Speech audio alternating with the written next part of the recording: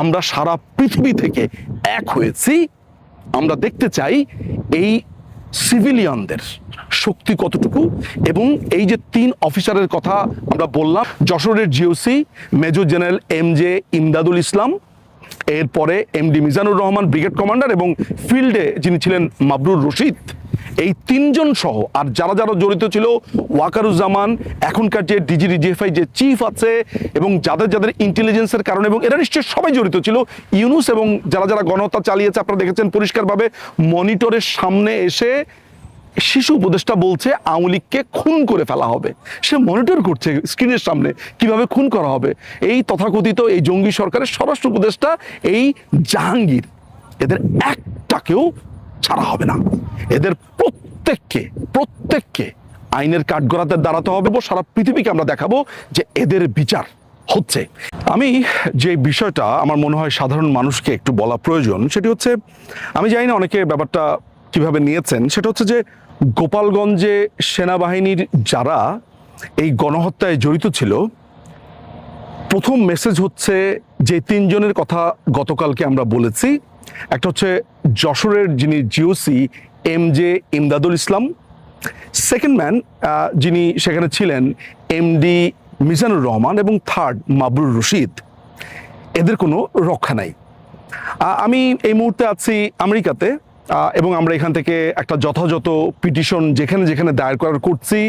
এই ছাড়াও পৃথিবীর যতগুলো দেশ আছে, যেমন আন্তর্জাতিক অপরাধ আদালত আগামীকালকে এদের 3 জনের বিরুদ্ধে 3 জনকে আসামি করে, এবং আনুষাঙ্গিক ইউনুস এবং যারা আছে তাদেরকে আসামি করে কালকে একটা অভিযোগ দায়ের করা হবে। এটা নিশ্চিত যে আগামীকালকে সকালের মধ্যেই সেই অভিযোগটা আমরা দায়ের করছি। অলরেডি ড্রাফটিংয়ের কাজ শুরু হয়েছে।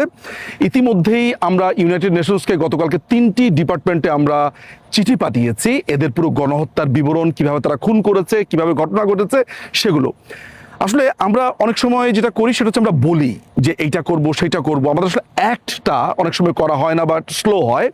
কিন্তু এই সেনাবাহিনীর এই জামাতি হিজবুতি যে সেনাবাহিনীটাকে এখন আমরা দেখতে পাচ্ছি, বিশ্বাস করেন এটা আমাদের জন্য হার্ট ব্রেকিং। আমি যখন বলছি সেনাবাহিনী জামাতি হিজবুতি, আমার ধুম করে কয়েকটা মানুষের চেহারা মনে পড়ে গেল। যেমন আমার শিক্ষক, আমার সরাসরি শিক্ষক, তিনি রিটায়ার্ড করেছিলেন ব্রিগেডিয়ার হিসেবে, brigadier Kaiser Ahmed, Dhaka residential model কলেজে আমাদের প্রিন্সিপাল ছিলেন।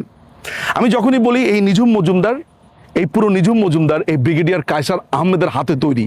অর্থাৎ তিনি যখন প্রিন্সিপাল ছিলেন, আমরা সেই সময় বেড়ে উঠেছি, স্কুলে গেছি, কলেজে গেছি।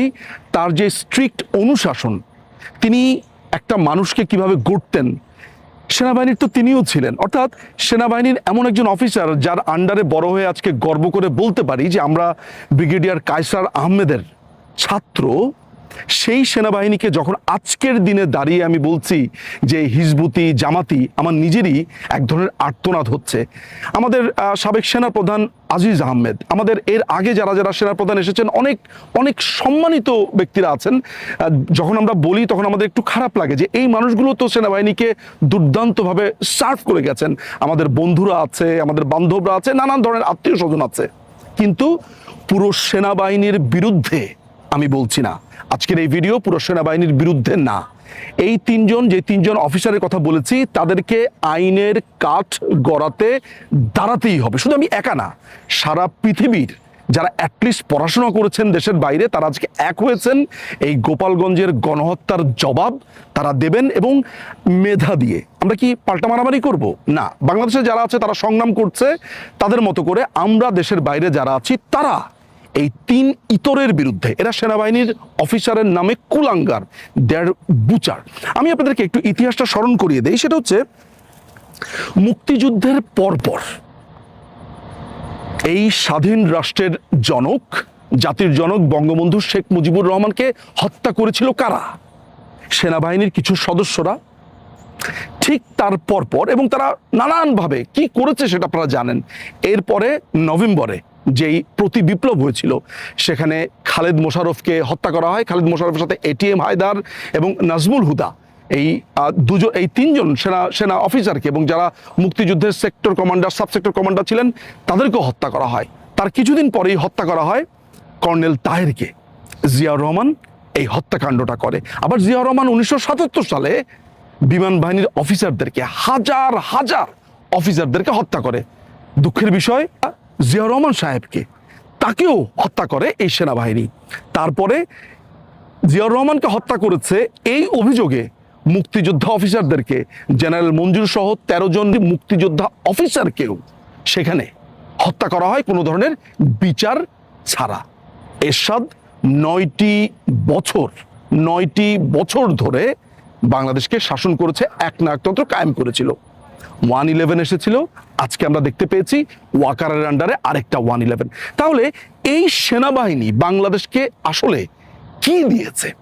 সেনাবাহিনীর কিছু অফিসাররা মুক্তিযুদ্ধে গেছেন, ট্রেনিং দিয়েছেন, আবার তারাই ফিরে এসে জাতির জনককে হত্যা করা, মুক্তিযোদ্ধাদেরকে হত্যা করা, নিজেদের হোলি খেলা। বাংলাদেশে একটা রক্তাক্ত অধ্যায়। আমরা কি আরেকটা পাকিস্তান হতে চলেছি? এই দেশটা মুক্তিযুদ্ধের ফলে স্বাধীনতা পেয়েছে এই টোকাই জঙ্গিদেরকে জন্য। 2 দিনের বৈরাগী এখনো নাক টিপ দিলে দুধ বের হয়। এরা আজকে বলছে গোপালগঞ্জে গিয়ে এই করব সেই করব। তারা অলরেডি 32 ভেঙে ফেলেছে আমাদের চোখের সামনে। এইভাবে আর হতে পারে না। আমরা এতদিন পর্যন্ত এক ধরনের ছাড় দিয়ে এসেছি। আমাদের ধারণা ছিল যে সেনাবাহিনী হয়তো বা পারেনি, 32-এর ক্ষেত্রে আমরা এক ধরনের ছাড় দিয়েছি, এক ধরনের আমাদের ছাড় মনোভাব ছিল। ঠিক আছে, হয়তো পারেনি, কোনো কারণ ছিল।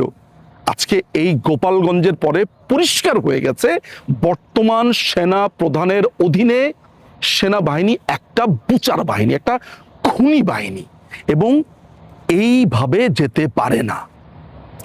আমেরিকা, ইংল্যান্ড, অস্ট্রেলিয়া, কানাডা, পৃথিবীর বিভিন্ন দেশে যারা আছে, বিভিন্ন দেশের বিভিন্ন কর্তা ব্যক্তিরা যে যত জায়গায় আছে, যত ধরনের হিউম্যান রাইটস অর্গানাইজেশন আছে, প্রত্যেকটা দরজাতে আমরা কড়া নাড়ব, প্রত্যেকটাতে যাব। ইতিমধ্যে গতকালকে রাত্রেই আমরা ইউনাইটেড নেশনসকে এই 3 বুচারকে কেন্দ্র করে এই ইউনুসের এই পুরো হত্যাযজ্ঞের ব্যাপারে আমরা জানিয়েছি এবং আরও জানাবো। এখানকার যারা বিভিন্ন ইউনিভার্সিটির প্রফেসর রয়েছেন, মুক্তিকামী, যারা স্বাধীনতার পক্ষের, মুক্তিযুদ্ধের পক্ষের, যত রকমের প্রগতিশীল মানুষরা রয়েছে, শিক্ষিত মানুষরা রয়েছেন, আমরা সারা পৃথিবী থেকে এক হয়েছি। আমরা দেখতে চাই এই সিভিলিয়ানদের শক্তি কতটুকু। এবং এই যে 3 অফিসারের কথা আমরা বললাম, যশোরের GOC major general MJ Imdadul Islam, এরপরে MD Mizanur Rahman brigade commander, এবং ফিল্ডে যিনি ছিলেন মাবরুর রশিদ, এই 3 জন সহ আর যারা যারা জড়িত ছিল, ওয়াকারুজ্জামান, এখনকার যে DGFI যে চিফ আছে, এবং যাদের ইন্টেলিজেন্সের কারণে, এবং এরা নিশ্চয়ই সবাই জড়িত ছিল। ইউনুস এবং যারা গণহত্যা চালিয়েছে, আপনারা দেখেছেন পরিষ্কারভাবে মনিটরের সামনে এসে শিশু উপদেষ্টা বলছে আওয়ামী লীগকে খুন করে ফেলা হবে। সে মনিটর করছে স্ক্রিনের সামনে কিভাবে খুন করা হবে। এই তথাকথিত এই জঙ্গি সরকারের স্বরাষ্ট্র উপদেষ্টা এই জাহাঙ্গীর, এদের একটাকেও ছাড়া হবে না। এদের প্রত্যেককে আইনের কাঠগড়াতে দাঁড়াতে হবে। সারা পৃথিবীকে আমরা দেখাবো যে এদের বিচার হচ্ছে।